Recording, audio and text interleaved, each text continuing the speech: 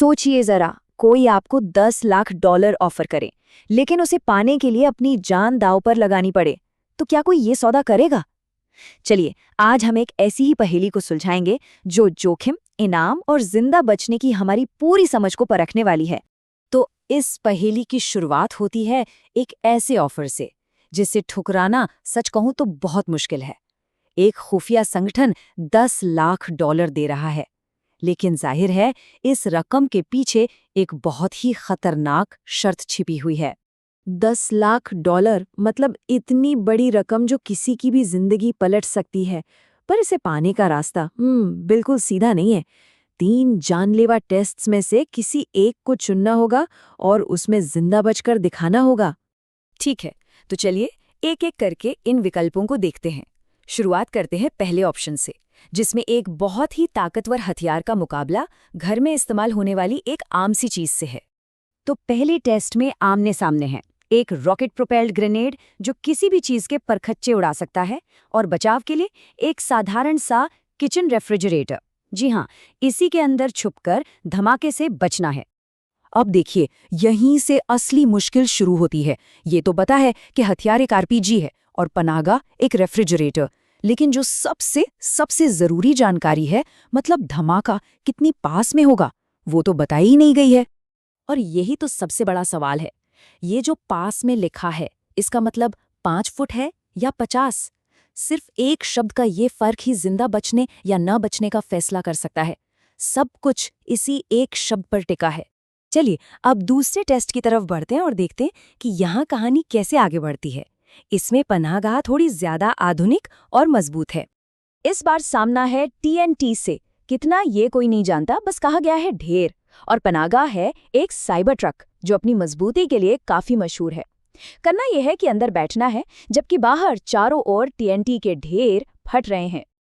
तो यहाँ मामला थोड़ा उल्टा है। पनाहगाह यानी साइबर ट्रक एक जानी पहचानी चीज है, उसकी ताकत का अंदाजा है, लेकिन खतरा पूरी तरह से अज्ञात है।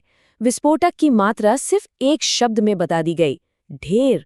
अब इस ढेर का मतलब कुछ भी हो सकता है। कोई टीएनटी के ढेरों के लिए तैयारी कैसे कर सकता है भला? क्या वो सिर्फ कुछ छड़े हैं, या इतना विस्फोटक है जो एक साइबर ट्रक को भी उड़ाकर रख दे? जिंदा बचने की पूरी संभावना इसी एक अंदाजे पर टिकी है। और अब आते हैं तीसरे और आखिरी ऑप्शन पर। ये धमाके को बड़े लेवल से घटाकर एक ज्यादा पर्सनल, एक ज्यादा नजदीकी खतरे पर ले आता है। तीसरे टेस्ट में एक ग्रेनेड पास में आकर गिरता है, और काम बस इतना है कि एक उल्टे बाथटब के नीचे छिपकर अपनी जान बचानी है। यहाँ धमाका बहुत ही करीबी और पर्सनल है, और यहाँ भी वही पैटर्न देखने को मिलता है। हमें हथियार पता है, ग्रेनेड, पनाहगाह पता है, बाथटब, लेकिन फिर से वही 2 सवाल मुंह बाए खड़े हैं। बाथटब किस मटेरियल का बना है और ग्रेनेड कितना बगल में गिरता है? यही 2 अज्ञात चीजें सब कुछ तय कर देंगी। तो यहाँ सारा का सारा खेल पनाहगाह के मटेरियल पर आ जाता है। क्या एक भारी पुराने जमाने का लोहे का टब धमाका झेल पाएगा, या फिर एक नया हल्का फुल्का एक्रिलिक टब टुकड़े टुकड़े हो जाएगा? सिर्फ ये एक जानकारी ही मौत और जिंदगी के बीच का फर्क बन सकती है। तो तीनों टेस्ट को समझने के बाद अब चुनौती फिजिक्स की नहीं रही। असली चुनौती है इस खतरनाक और अधूरी जानकारी के साथ एक फैसला लेने की। तो आखिर में फैसला किसी सही जवाब को खोजने का नहीं है। ये इस बारे में है कि कोई किस तरह की अनिश्चितता, किस तरह के अननोन फैक्टर का सामना करने में ज्यादा सहज है।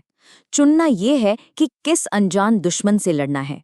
ये टेबल तीनों विकल्पों को एक साथ हमारे सामने रख देती है, और बात बिल्कुल साफ है। हर एक में एक बहुत बड़ा सवालिया निशान छिपा है। तो सवाल ये है, दांव किस पर लगाया जाए? दूरी की अनिश्चितता पर, या फिर विस्फोटक की मात्रा की अनिश्चितता पर? तो आखिर में ये फैसला किस आधार पर होगा? क्या उस ऑप्शन को चुनना समझदारी है जिसमें धमाका सबसे कमजोर होने की उम्मीद हो, भले ही उसमें सवाल सबसे ज्यादा हो? या फिर उसे चुना जाए जिसके बारे में जानकारी थोड़ी बेहतर है, भले ही खतरा बहुत बड़ा हो?